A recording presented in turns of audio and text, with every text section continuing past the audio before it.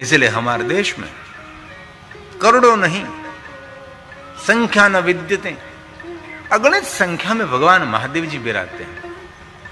भारत के लिए बार बार गौरव करते हैं कि भारत का छोटा सा गांव भी ऐसा नहीं जहां शिव नहीं है। शहर शहर में, नगर नगर में, महानगर में, गांव गांव में भगवान महादेव जी विराजते हैं।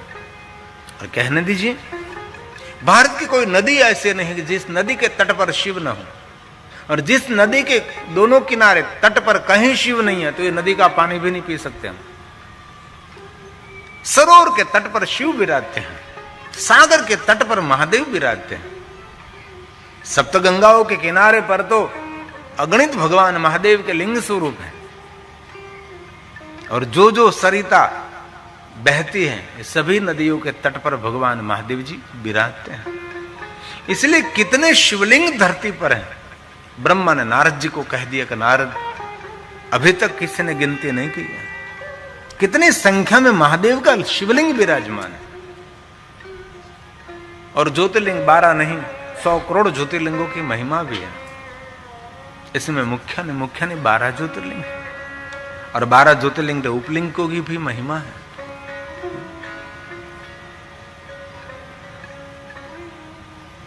कोई गांव, कोई शहर, कहीं भी जावा, पूरे भारत के अंदर अन्य कोई देवी देवताओं का मंदिर न मिले, परंतु महादेव तो मिलेंगे ही सभी शहर में, सभी नगर में। इसलिए मनुष्य अपना जो कल्याण चाहते हैं, पूजिताभ्याम पितृभ्याम परमानंद एवं ही, जीवन के आनंद के लिए, परम आनंद के लिए और मनुष्य के लिए भगवान महादेव का पूजन, दर्शन, अर्चन और उसका स्मरण बहुत आवश्यक है। ऐसा शिव महापड़ ग्रंथ का कहना है। ये श्लोक भगवान व्यास जी की रचना है। पूजिताभ्याम पितृभ्याम तो, हमारे सबके पिता है भगवान शिव, हम सब उनकी संतान हैं। माता च पार्वती देवी पिता देवो महेश्वरः। हमारे कौन माता पिता है? शिव और शक्ति का तो हमारा विस्तार है सब कुछ। और शिव महापड़ ग्रंथ में भी कहा है कि जिनके इष्ट देव का कोई हता पता नहीं, वो व्यक्ति अपने इष्ट देव के रूप में शिव जी को प्रेम पूर्वक स्वीकार सकता है। और जिन मनुष्यों को अपनी कुल देवी का कोई पता नहीं, हमारी कोई कुलों की देवी होती है, कुल में जिनकी पूजा रहती है, हमारी कोई कुल देवी नहीं तो पता नहीं, तो माता भवानी उमैया जी, माता पार्वती अपने कुल देवी के रूप में आप स्वीकार सकते हैं। ऐसा शिव महापड़ ग्रंथ का मानना है। इसलिए हमारे सबके पिता है, परम आनंद देने वाले हैं। ये व्यास जी ने गाया है। परमानंद वही, परमानंद लाभार्थ शिवलिंग प्रपूज्यते। विशेष प्रकार से पूजा करें। शिवलिंग प्रपूज्यते। जो व्यक्ति नित्य भगवान महादेव के लिंग स्वरूप का पूजन करते हैं, उसके लिए कहा कृपाधिक्यम वर्धते। दिन प्रतिदिन उन पर भगवान महादेव की कृपा की बढ़ोतरी रहती है। आज पूजा की, कृपा हुई, कल पूजा करेंगे और कृपा होगी, और परसों पूजा करेंगे। कृपाधिक्यम वर्धते वर्धते, रोज रोज उन पर नई नई कृपा होने लगी। और एक बात याद रखें, शिव जी का दरबार एक ऐसा दरबार है, वहां सबका स्वीकार है। वहां कोई जाति ज्ञाति वर्ण भेद ऊंच नीच ऐसा कुछ भी भाव वहां नहीं है। बहुत सारी कथा तो वनचरों की है, वन में रहने वाले बिलों की कथा है, पशुओं को मारकर अपना जीवन निर्वाह कर रहे, ऐसी बहुत सारी कथा है। उनका भी महादेव ने कल्याण किया, क्योंकि शिव शब्द का अर्थ ही कल्याण है। इसलिए भगवान व्यास ने कहा शिव के दरबार में जीव का स्वीकार है। कोई जाति का नहीं, कोई ज्ञाति का नहीं। ज्ञाति जाति हमारी एक व्यवस्था है। आदर के साथ मंत्रों के द्वारा भगवान महादेव की पूजा आप कर सकते हैं। और भगवान व्यास जी ने कहा, किम बहुन केन, मैं सबको महादेव की पूजा का अधिकार दे रहा हूं, फिर क्यों नारी को न दूं? इसलिए नारी को भी अधिकार दिया गया है। जो अधिकार सबको है, लेकिन पवित्रता प्रधान माने जाती है। पहले से बहुत सारे पशुओं को मारने वाले, वन में रहने वाले लोगों की कथा है, लेकिन पवित्रता को तो प्रधानता देनी ही चाहिए। इनमें तो ऋषि मुनियों ने बहुत सारी कथा कही है। ऐसी कथा के कभी कभी तो सुनने मात्र से ऐसा लगता है कि ऐसा हो सकता है, और ऐसी बहुत सारी कथा हम जन लोग तक हम नहीं पहुंचाते, क्योंकि कथा को योग्य आकार देना हमारा कर्तव्य है। सबको अधिकार शिव पूजा का, लेकिन पवित्रता का पहला सोपान होना चाहिए। किम बहुन के, सबको अधिकार दे रहा हूं। हे ब्राह्मणों, महादेव की पूजा के लिए सबको अधिकार है। लेकिन वास्तव में गहरे से देखें तो शिवालय के गर्भगृह में किसी को भी नहीं जाना चाहिए। शिवालय के गर्भगृह में दो व्यक्ति जा सकता है, एक तो पग नखते मस्तक की शिखा के शिखर तक जो पवित्र है, अनटच जिन्होंने वस्त्र धारण किए हैं, उस शिवालय के गर्भगृह में जाकर पूजा करें। और दूसरा, जिन्होंने स्नान किया और भीगे हुए वस्त्रों से महादेव का पूजन करें, वो जा सकता है। ऐसे कहीं से हम घूमते फिरते आए और शिवालय में घुस गए और महादेव को हम पूजा करने लगे, जल चढ़ाने लगे, ये हमारी परंपरा नहीं। और एक दूसरी बात, कोई भी देवी देवताओं को प्रणाम करे तो दूर से प्रणाम करे, नमस्कुर्या दूर तक। कई लोगों को स्पर्श करने से आदती होती थी। नंदी महाराज को स्पर्श करते, कुर्मों को स्पर्श करते, गणेश जी को स्पर्श करते, हनुमान जी को स्पर्श करते, माता भवानी को स्पर्श करते, शिवलिंग को स्पर्श करते हैं।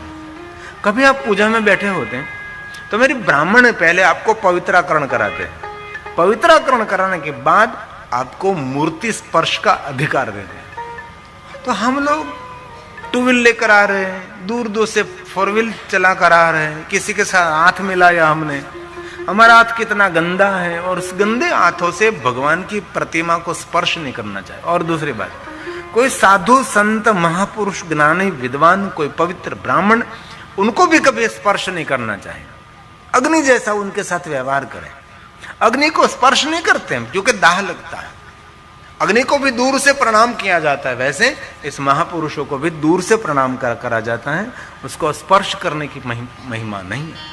शिव महापुराण ग्रंथ में कहा गया, शिव पुराण ग्रंथ को प्रणाम करे तो कैसे करें? नमस्कुर्या दूर का, स्पर्श करके नहीं, दूर से प्रणाम करें।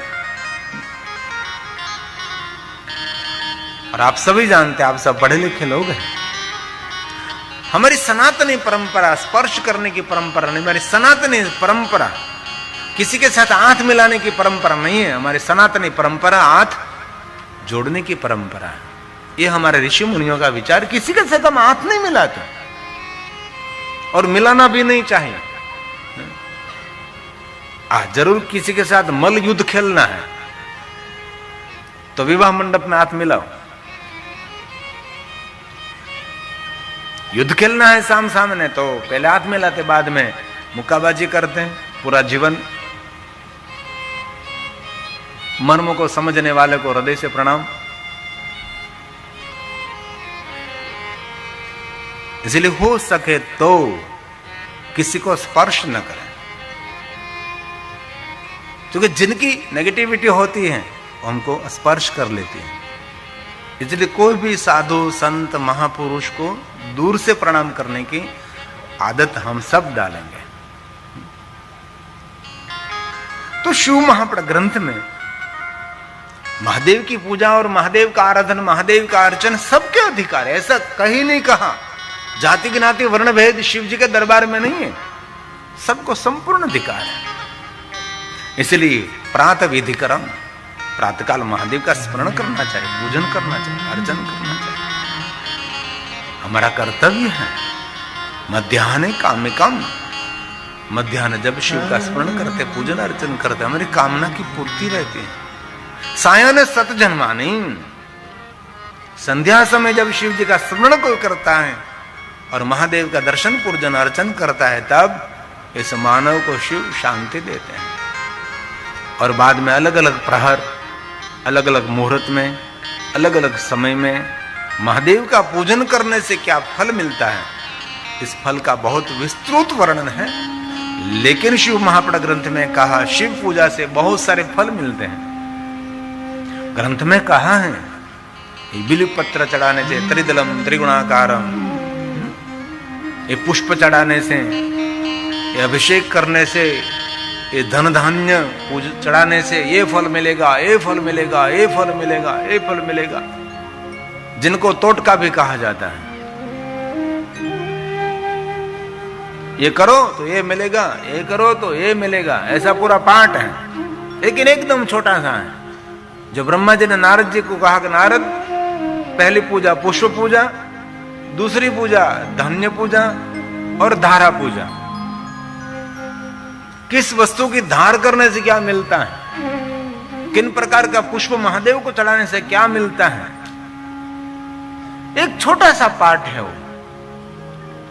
लेकिन जो कोई मनुष्य कथा का श्रवण करते, मनुष्य जीवन के सभी दुखों में से मुक्त रहेगा, ऐसा भगवान व्यास जी का कहना है।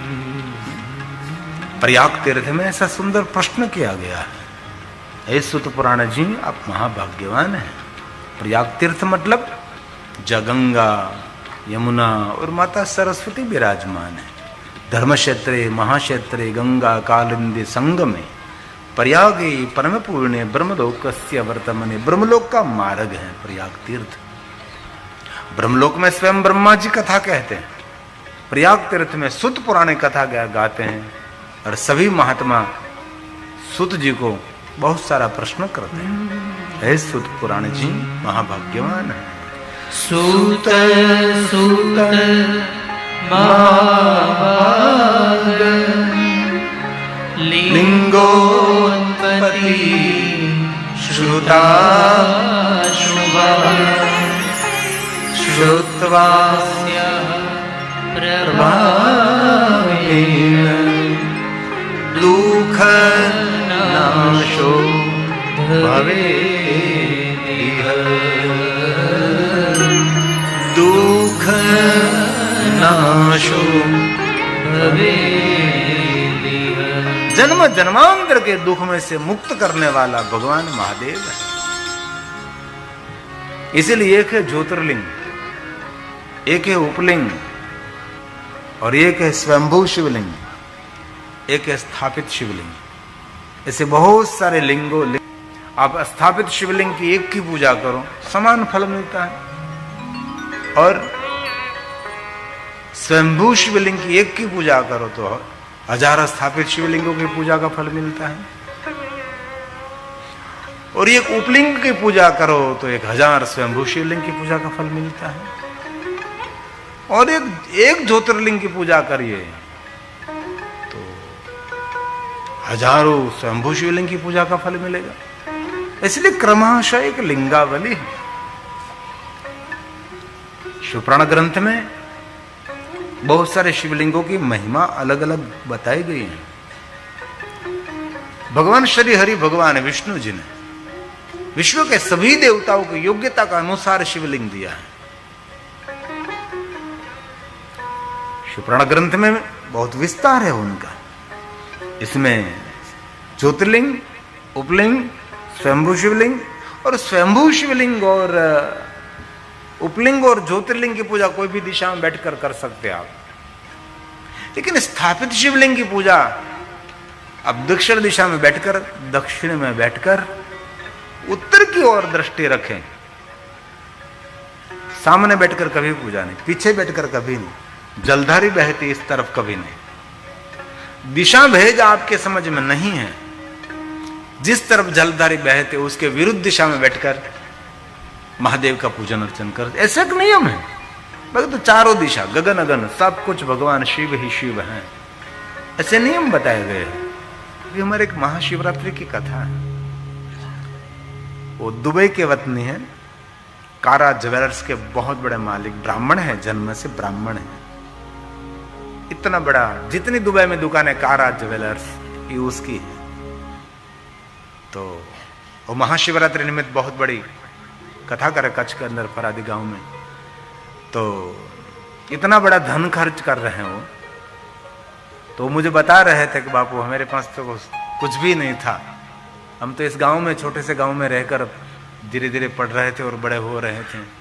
तभी मेरे गांव का पुजारी कहता था, गिरी नामा था, शिवालय गिरीपुरी भारतीय रहते हैं, वो कह रहे थे कि बच्चों ये सीढ़ी साफ कर दीजिए, आंगन बुहार दीजिए। तो हम छोटी सी सावरणी लेकर शिवालय के सीढ़ी बुहारते थे, आंगन बुहारते थे और साफ सफाई करते शिवालय में।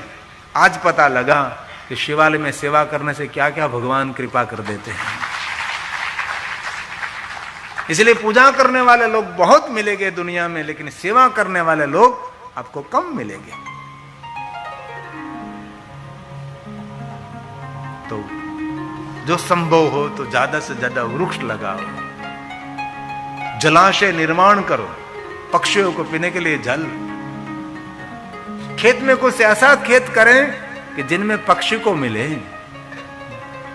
अब तो सारा दवाई दवाई दवाई दवाई, मनुष्य जाति खत्म हो रही है। 2 दुकान छोड़कर एक मेडिकल है, छोटे छोटे गांव में मल्टीप्लस हॉस्पिटल होने लगे हैं। हमारा आहार कितना बिगड़ गया है, सभी केमिकल केमिकल केमिकल। धीरे धीरे धीरे सरकार भी जागरूक हो रही है, कम कर रहे हैं, मात्रा कम कर रहे हैं, ऑर्गेनिक खेती करें। थोड़ा सा सावधानी आपके लिए तो करें, थोड़ा पानी की व्यवस्था है, थोड़ी जगह है, तो आपके लिए थोड़ी सी लौकी और थोड़ी भिंडी, थोड़ी बैंगन, थोड़ा सब कुछ लगा दीजिए कि इसमें कुछ भी दवा ना हो। आज देखो, एक व्यक्ति को, 2 व्यक्ति को छोड़कर आज बीपी की गोली खा रहा है। दुख की बात नहीं है? छोटी उम्र में आज कितने लोग रोग से पीड़ित हैं। आज गैस, एसिडिटी, कौन ये भोजन करके जाते हैं तो कितने लोग, अभी हम कथा दे रहे हैं लोगों को, तो हम उसको सूचन करते हैं कि कथा में जरूर भोजन प्रसाद रखिए, लेकिन ऐसा भोजन प्रसाद बनाओ किसी को गैस का प्रॉब्लम ना हो जाए, किसी को एसिडिटी का प्रॉब्लम ना हो जाए। ऐसा भोजन बनाना, सादा भोजन बनाओ, सादा भोजन बनाओ, ऐसा हम उसको सूचन करते हैं। आपको, आपकी जानकारी के लिए, मेरे सौराष्ट्र में बहुत सारे समाज ऐसे हैं, सभी समाज ने मिलकर निर्णय ले लिया कि हम विवाह में सादा भोजन बनाएंगे, एकदम सादा, कोई तला हुआ पदार्थ नहीं। 500 व्यक्ति को ले शिखंड लाते हैं तो शिखंड आज थोड़ा बना है, बहुत दिनों से बना हुआ फ्रोजन है। कहां से इतना घी आ रहा है? इसलिए आपके पास आरोग्य नहीं है ना, तो सबसे बड़ा भिखारी है, और जिनके पास आरोग्य है वही सबसे बड़ा धनवान है। इसलिए आरोग्य के साथ कभी खिलवाड़ नहीं करना चाहिए। आपको डायबिटीज है तो कुछ भी मीठा नहीं खाना चाहिए। तो प्रसाद के रूप में 2-3 लाडू खा जाते हैं, मोहनताल के ढेफले खा जाते हैं। क्या लोग हैं, हा? प्रसाद है ना, ऐसा नहीं होता। आपका आरोग्य है तो आपके पास सब कुछ है, आरोग्य नहीं है तो कुछ भी नहीं है। इसलिए अपने आरोग्य के साथ कुछ भी खिलवाड़ ना करें। जो आपके लिए योग्य नहीं है वो आपके लिए जहर समान है, छोड़ दीजिए। गैस और एसिडिटी की प्रॉब्लम है तो आलू की सब्जी, बैंगन की सब्जी, ऐसी बहुत सारी सब्जी नहीं खानी चाहिए। तो પછી पेट फूली जाए, सोडा पीवे ओ करे, सोडा पीवे बोला ताने पीवे।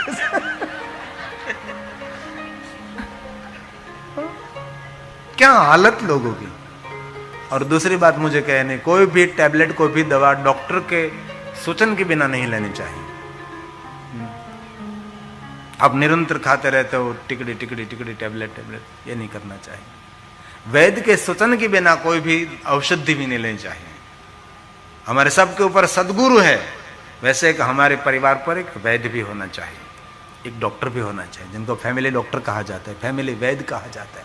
पहले राज वैद्य था ना, राज वैद्य, राजा का एक स्पेशल वैद्य था, चूंकि वैद्य जानता था राजा की तासीर क्या है, वात पित्त के कफ के दर्दी है वात राजा, तो उसके अनुसार उसका आहार बनता था, उसके ऋतु के अनुसार उसको भोजन कराया जाता था, तब राजा तंदुरुस्त रहता था।